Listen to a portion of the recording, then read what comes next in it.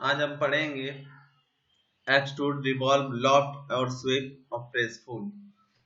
इन सब का यूज हम पढ़ेंगे। देखिए, सबसे पहले आप एक्सट्रूड जानिए। एक्सट्रूड क्या होता है कि किसी भी ऑब्जेक्ट को हाइट देने के लिए का हम यूज करते हैं। जैसे REC रेक्टेंगल हमने लिया, ठीक है, REC एंटर, और मैंने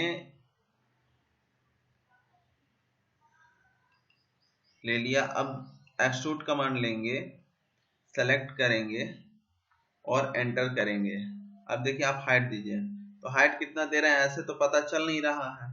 तो आप क्या करिएगा, आइसोमेट्रिक व्यू में चले जाइएगा, ठीक है। आपको हाइट देना है, जैसे मान लीजिए आपको हाइट देना कितना, 20 आप दे दिए हाइट, ठीक। अब एक और चीज बताते हैं, जस्ट इसके बगल में आप एक और रेक्टेंगल बनाइए, ठीक है। और अगेन आप एक्सट्रूड करिए, ऑब्जेक्ट को सेलेक्ट करिए और एंटर करिए, और आप व्यू में आइए और इस बार डायरेक्शन देने के बाद 20 का एंटर करिए, ठीक।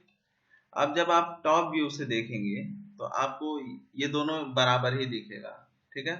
साइड में देखेंगे तो ये लगेगा कि ये इसके जस्ट पीछे है। अगर आप देखें तो है तो एक ही प्लेन पे, लेकिन ऐसा नहीं है। ये तब आपको समझ में आएगा जब आप ग्रिड ऑन करेंगे। ग्रिड F7 से ऑन रहेगा। और अब आप इसके फ्रंट व्यू को देखिए, तो ये हमारा जो दिख रहा है, ये इसके ऊपर की चीज को हम प्लस कहते हैं, नीचे क्या होता है, माइनस होता है। तो या तो डाटा में आप माइनस लगा के करिए, या तो आप डायरेक्शन दे करके करिए। क्लियर है? ये चीज इस तरीके से होगा। देखिए, ग्रिड हमारा क्या है, देखिए ऐसे है ना। तो यहाँ से भी पता चल रहा है हमारा क्या, ये इसके नीचे बना है, ग्रिड लाइन के नीचे, ठीक। अब हम बात करते हैं रिवॉल्व की। रिवॉल्व के लिए आप लाइन एंटर करिए, कोई भी आप ले सकते हैं, लाइन बना लीजिए छोटा सा कोई भी।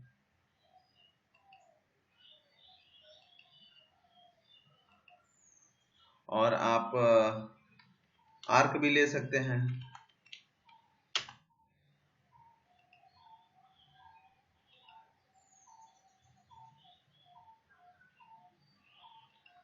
फिर ट्रिम कर दिए, TR डबल एंटर, ट्रिम कर दीजिए। अब देखिए, इसको मैं कॉपी करूंगा, CO एंटर।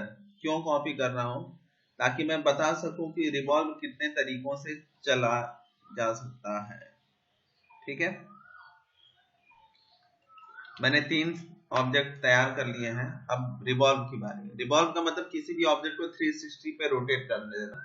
अब ये कोई जरूरी नहीं है कि आप 360 पे ही रोटेट करें। अगर आप चाहते हैं कि 45, 135, 180, तो जो भी आपके एंगल होंगे उस एंगल से भी आप क्या कर सकते हैं, डायरेक्ट डाटा डाल करके इसको रिवॉल्व कर सकते हैं। तो हमने रिवॉल्व लिया, इस पूरे ऑब्जेक्ट को मैंने सेलेक्ट किया, फिर एंटर किया।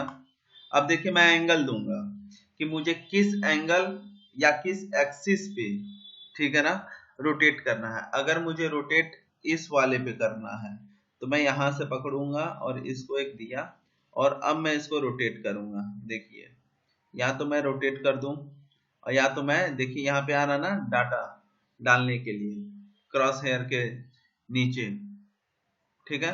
तो डाटा मैं देता हूँ 360। ये देखिए, ये 360 अपने आप को क्या कर लिया, बना लिया। आप नेविगेशन बार में आने के बाद ऐसे क्लिक करिए और देखिए ये 360 में क्या हो गया, बदल गया।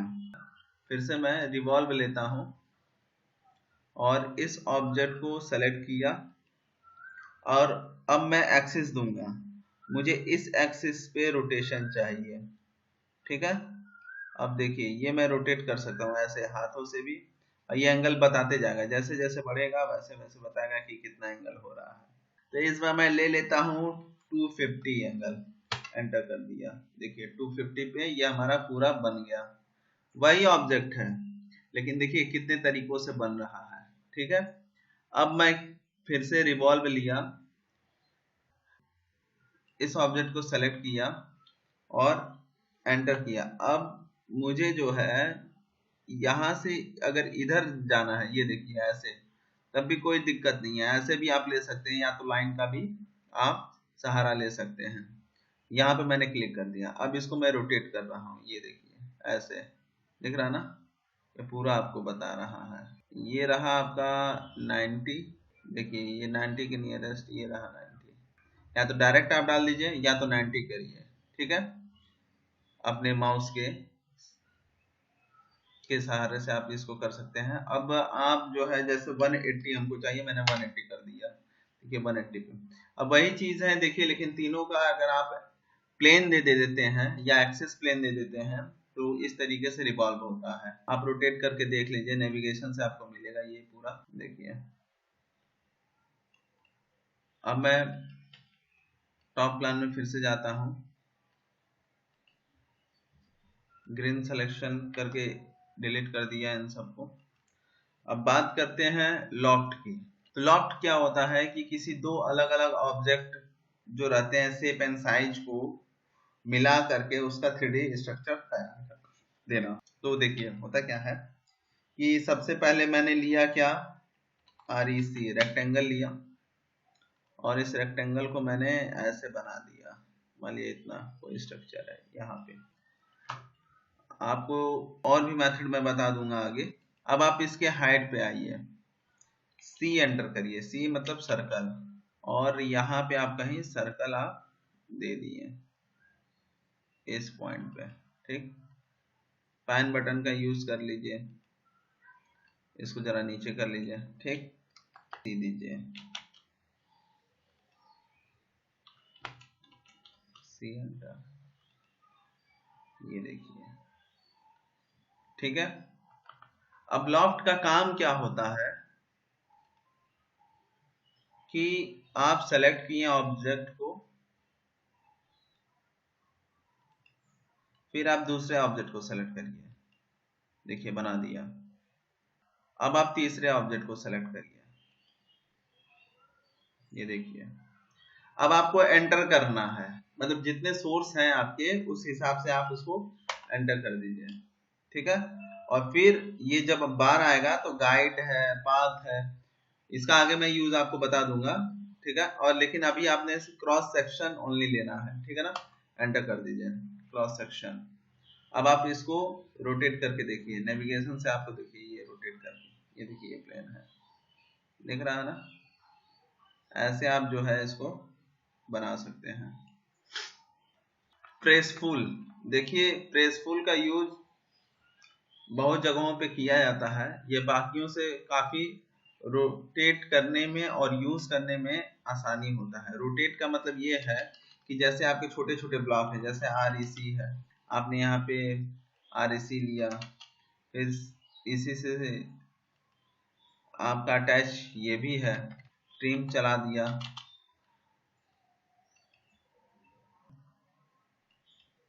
तो प्रेसफुल क्या करता है कि एक तरीके का बाउंड्री बनाता है वो, ये देखिए। आपको प्रेसफुल में ऑब्जेक्ट का नहीं क्लिक करना है, ऑब्जेक्ट का जो एरिया है, सरफेस एरिया, उसके अंदर आपको क्लिक करना है। क्लिक करेंगे तो आप इसको हाइट दे सकते हैं, जैसे मान लीजिए इसको मैंने हाइट दिया 5 का, एंटर कर दिया, ठीक।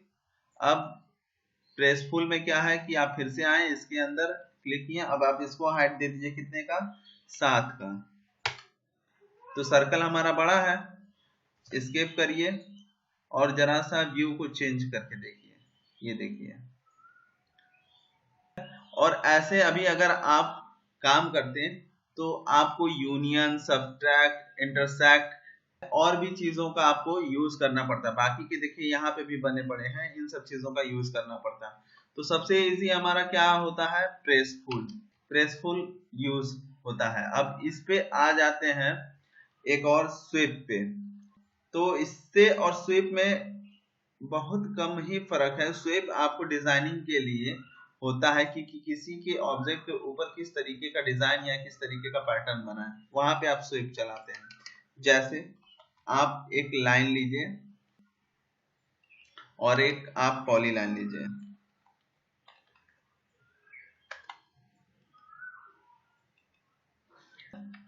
अब आप सर्कल लीजिए, सर्कल का आप रेडियस ले सकते हैं 5 ले लीजिए। अगेन इस सर्कल को भी आप 5 रखिए। एक और सर्कल ले लेते हैं,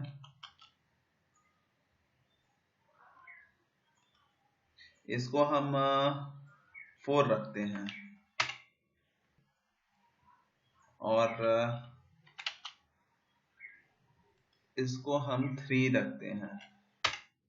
अब देखिए स्वीप के बारे में बता रहे हैं। स्वीप रहा, first and second 2 object select किया, एंटर किया।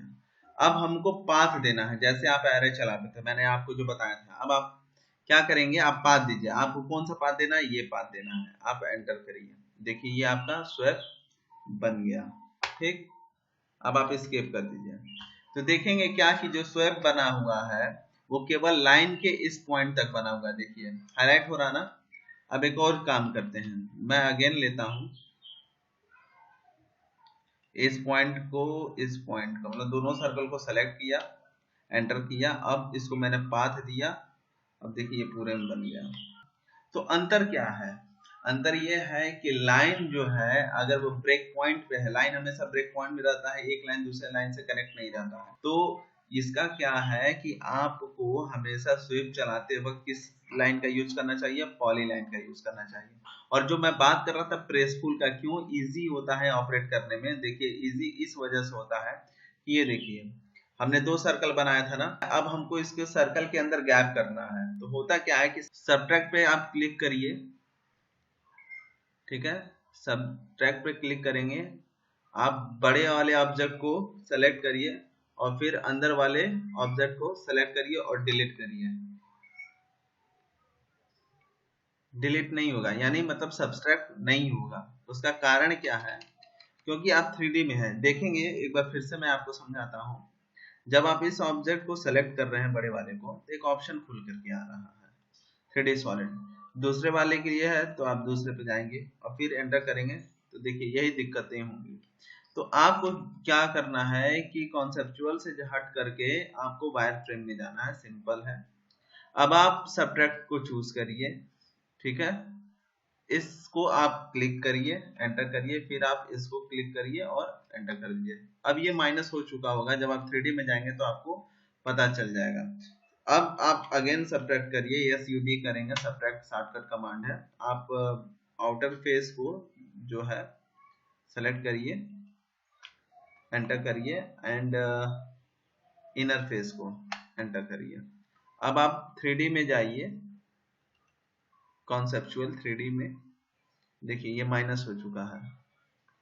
आप इसको रोटेट करके दे सकते हैं, देखिए,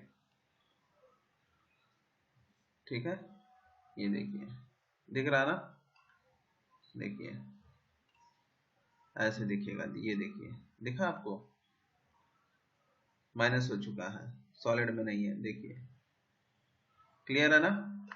तो इसीलिए हम लोग प्रेसफुल का ज्यादातर यूज करते हैं कि हमें बार बार ये इस प्रोसेस को न करना पड़े, क्योंकि प्रेसफुल जो है आपको एक सीधा सीधा एक बाउंड्री चला देता है, जैसे ये था। एक और अगर मैं यहाँ पे लूं, REC लूं, ठीक है, यहाँ पे REC लूं, तो देखिए कितना ये सिंपल है प्रेसफुल। ये अपने आप देखिए, इस बाहर नहीं टच करना है, इसके सरफेस एरिया के अंदर टच करिए, ठीक है, इसको बाउंड्री जो है, ठीक है। अब आप इसको हाइट दीजिए 2.5 कर दीजिए। अब आप इसको देखिए कितना सिंपल हो जा रहा है, देखिए